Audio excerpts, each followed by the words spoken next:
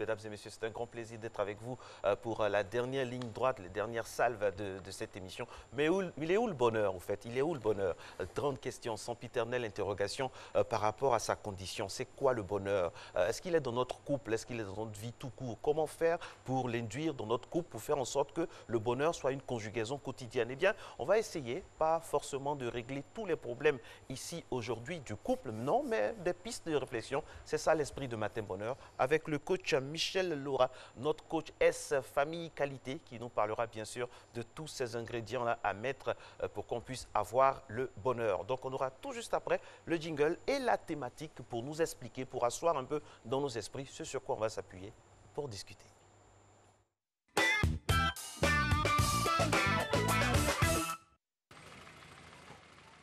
Que se passe-t-il vraiment dans un couple?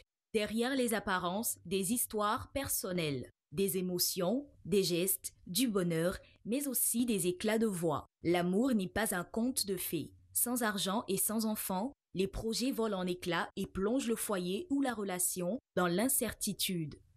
Un couple est heureux quand il y a la franchise entre vous. Tout se fait dans la transparence. C'est de se dire la vérité, de se respecter et puis de s'aimer sincèrement. Avoir des enfants peut rendre un couple heureux. Avoir de l'argent peut rendre un couple heureux. Ne pas devoir quelqu'un peut rendre un couple heureux. Pour que le couple soit heureux, il faut qu'il y ait du pitié dans le couple. S'il y a du pitié, c'est le pitié qui fait tout. Un couple peut être heureux lorsque, par exemple, vraiment, vous vivez avec une certaine, vous deux avec une certaine aisance. Je veux dire aisance, ce n'est pas la richesse, hein. Mais monsieur est heureux de rentrer à la maison, monsieur est heureux de voir madame, monsieur est heureux de voir les enfants. Bon, vraiment, tout ça mis dans l'autre, c'est ce qui rend heureux. Les couples dits heureux connaissent aussi disputes et difficultés. La différence, c'est qu'ils savent comment les appréhender. L'argent accompagne le couple pour être heureux. Voilà. Parce qu'il faut faire un petit plaisir à ton homme ou à ta femme. Il faut que ta famille puisse manger. Voilà. Il faut que ta famille puisse s'habiller, se soigner. Et tout ça là qui fait qu'on a besoin d'argent dans le couple pour être heureux. L'argent ne fait pas forcément le bonheur, mais l'argent contribue au bonheur. L'argent contribue au bonheur. Sans argent, on ne peut pas avoir un foyer heureux parce que moi, je n'ai pas d'argent sur moi. Madame aussi n'a pas l'argent. Ça devient compliqué. Or, si on a le minimum au moins pour vivre, ça peut rendre notre couple heureux. Voilà. Il n'est pas qu'on puisse se chamailler trop dans, comme on appelle, dans le foyer. Il faut que les deux partenaires sachent, lorsqu'il n'y a pas l'argent, se contenter du peu qu'ils ont. Et lorsque l'argent vient en abondance, ils sachent l'utiliser en bon escient.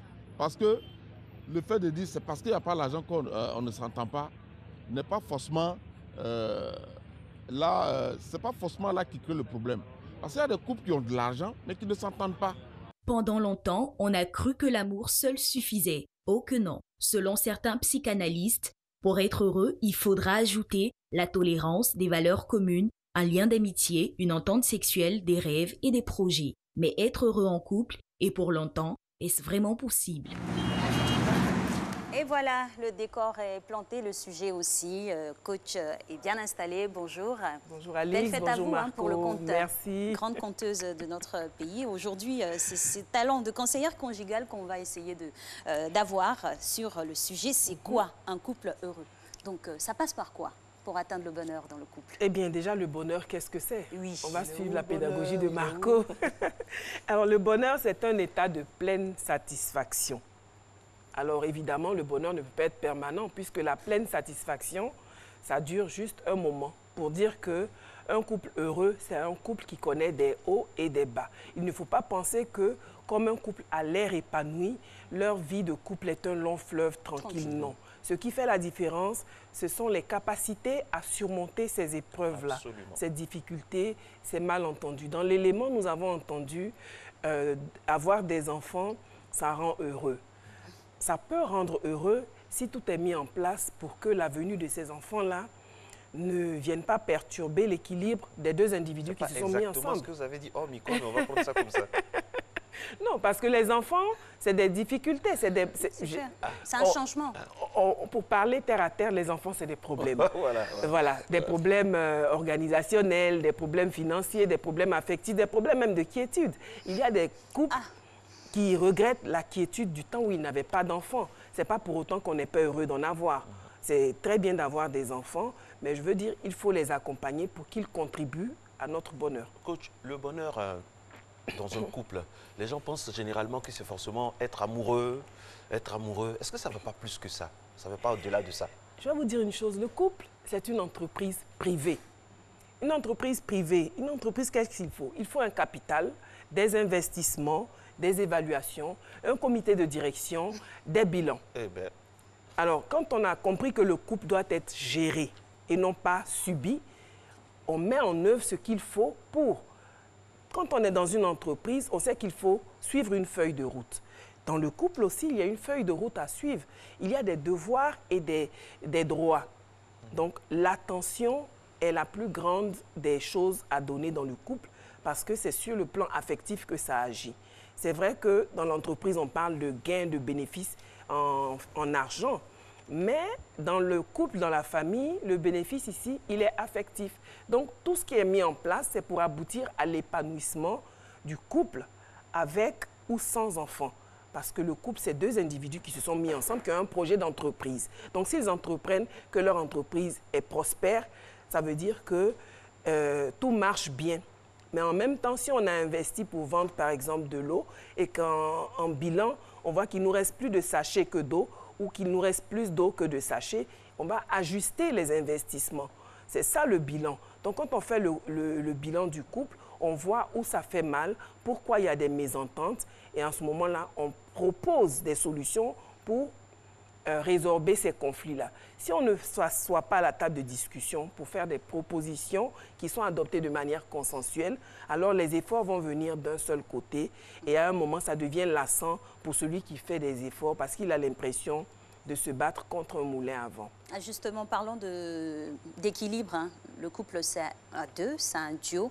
Et j'avançais pendant la diffusion de l'élément une théorie comme quoi rendre l'autre heureux et l'autre nous rendrait heureux, équilibrer les choses. Vous avez apposé une négative, mais voilà, justement, ça passe par quoi? Ça passe par être attentif. Si vous n'êtes pas attentif à l'autre, vous ne pouvez pas connaître ses réactions ni ses besoins.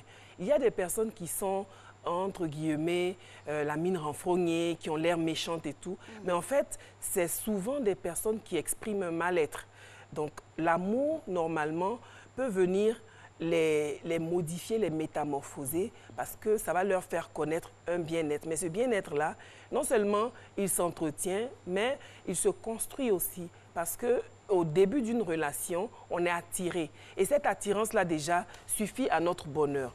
Mais ça ne peut pas rester que l'attirance, parce que quand on va commencer à se fréquenter, on va poser des actes, on va faire des choses, on va échanger. Rien que dans les discussions, on peut déjà voir des différences qui peuvent être confligènes.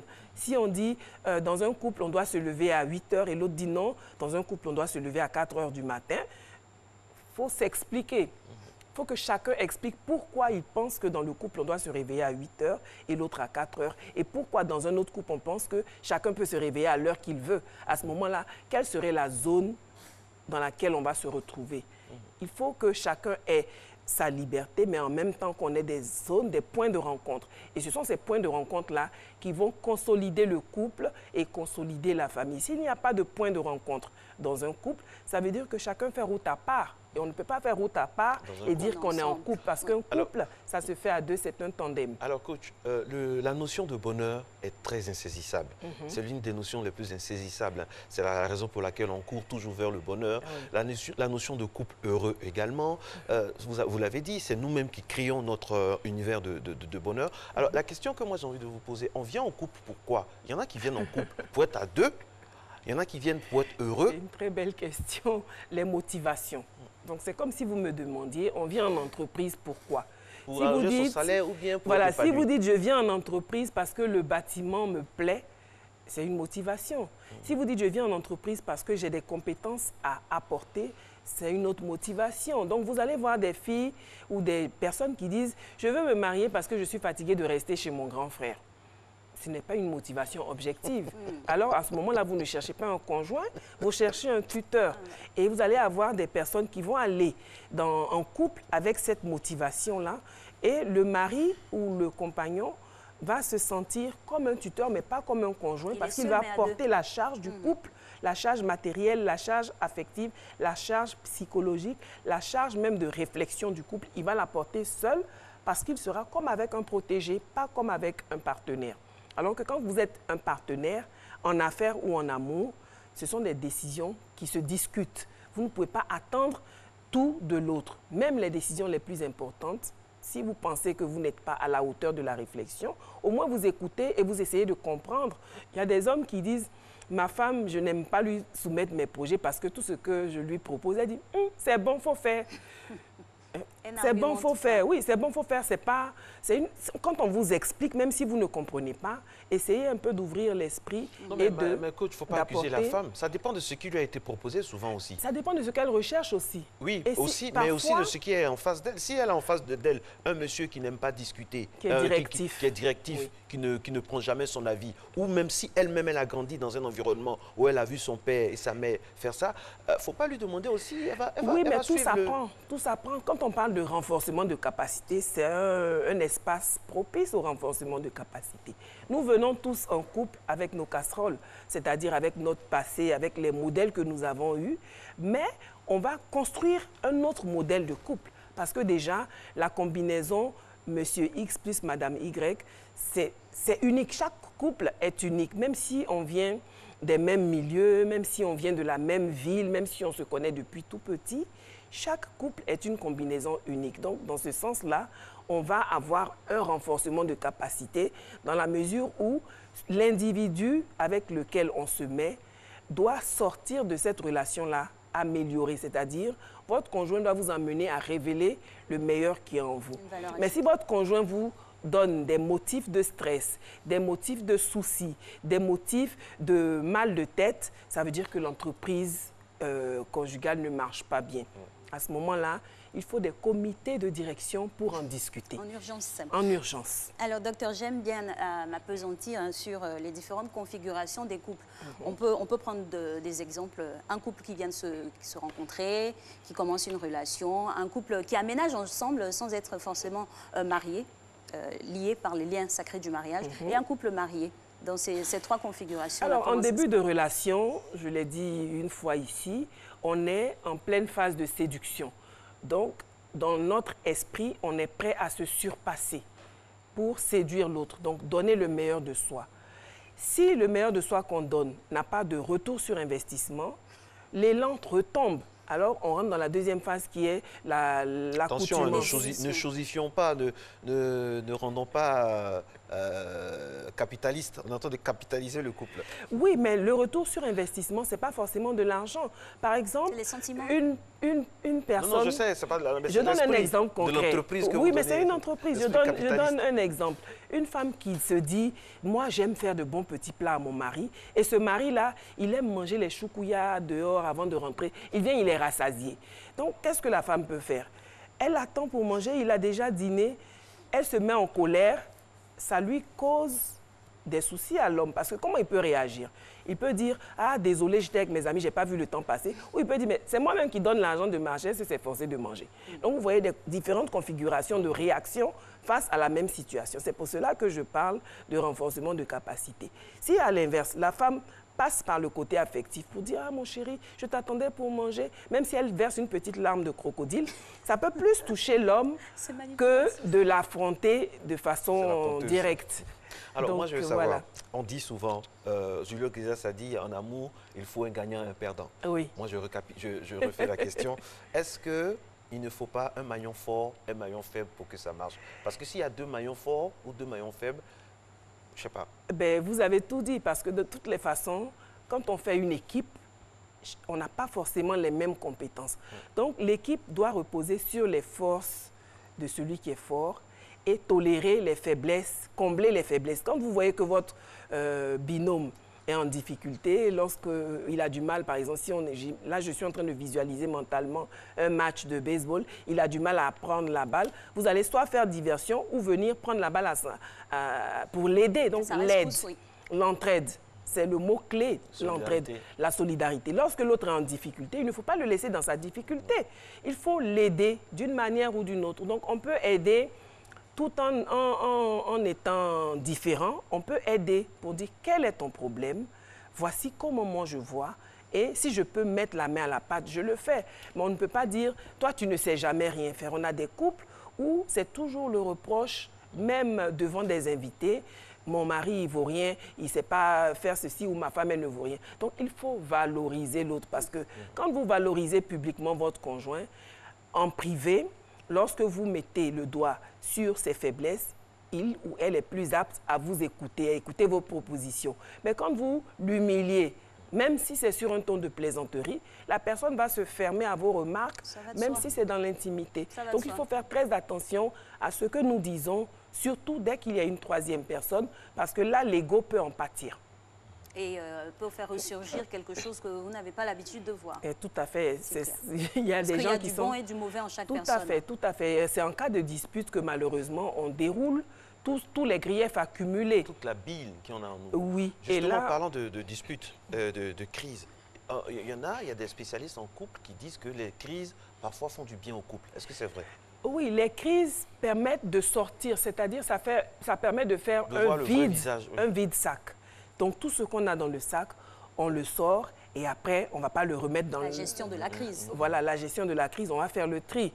Donc, une fois que vous videz votre sac, il y a des ordures dedans ou des vêtements qui sont défraîchis ou des ustensiles qui ne sont plus bons.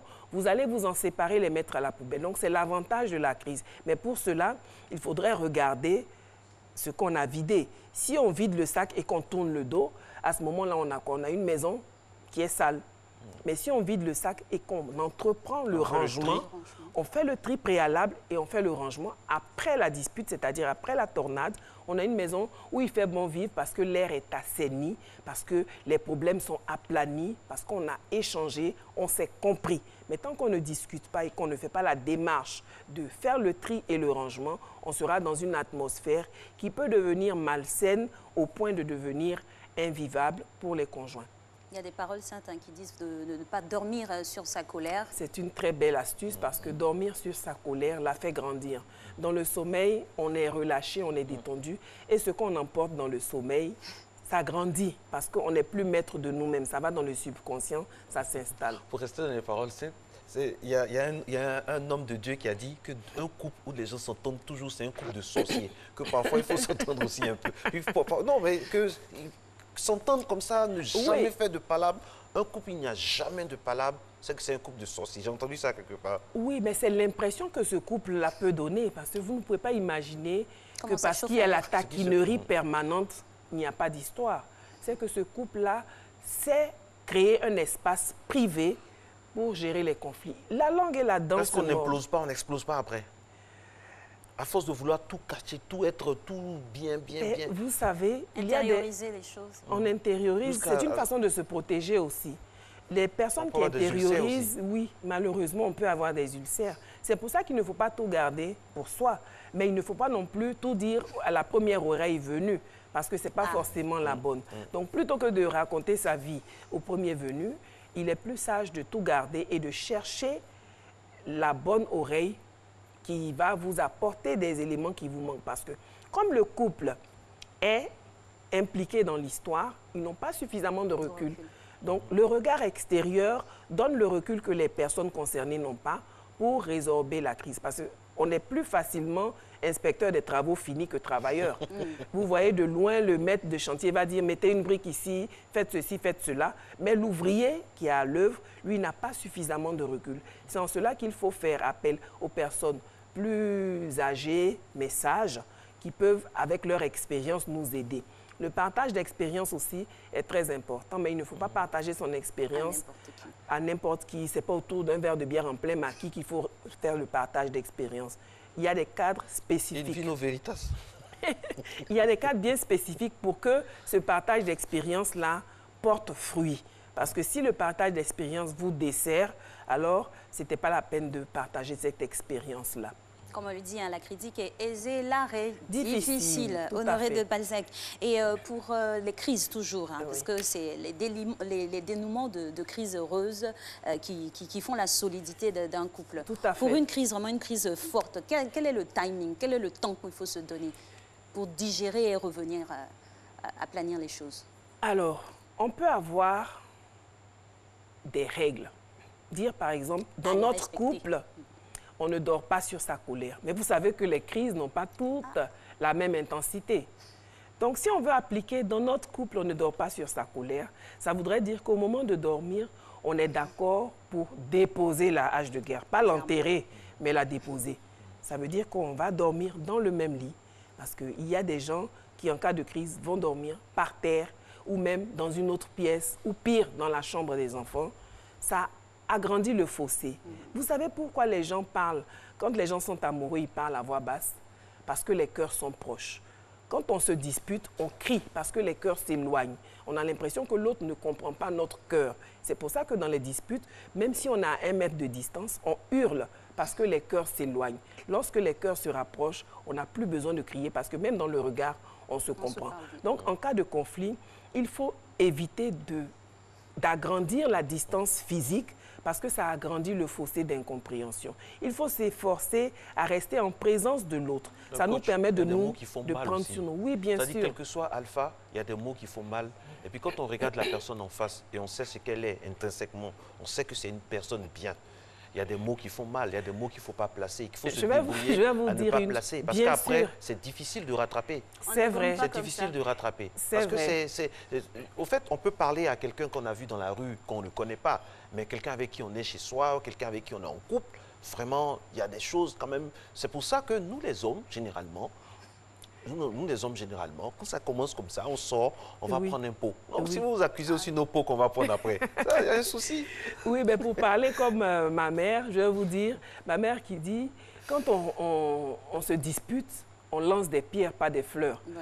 Mais il faut faire attention à ne pas lancer de trop grosses pierres parce qu'après, c'est vous qui allez soigner la plaie. Les femmes aussi, des fois, vos pierres sont grosses, hein? Oui, les pierres sont grosses parce qu'on se sent trahi. C'est une femme qui parle, elle reconnaît. Oui. On se sent trahi. Plus on se sent trahi, nous, plus les hommes, on est nos pierres sont silencieuses. Mais vous, ce n'est pas des pierres, c'est des obus. Merci, coach. Merci, coach. Je me demandais d'où allait venir l'obus. Merci, coach. Ce n'est pas des pierres, c'est des obus. Donc, en fait, en règle générale, il faut veiller à être bienveillant. Un couple heureux, le bonheur, ça se construit pièce après pièce. Oui. Ça ne nous tombe pas. Le bonheur, ça se construit. C'est un chantier perpétuel.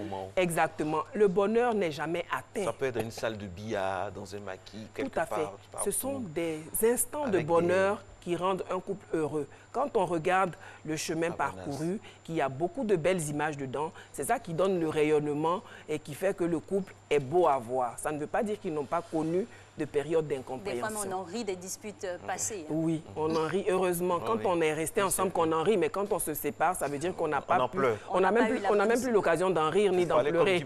Plus j'y pense, plus j'y pleure. Allez, pour terminer, quel conseil on peut donner aux nouveaux couples ou aux anciens? C'est quoi la recette finalement? Aux nouveaux couples, je dirais, pour aller loin, il faut ménager sa monture, pas la menacer. Il faut la ménager.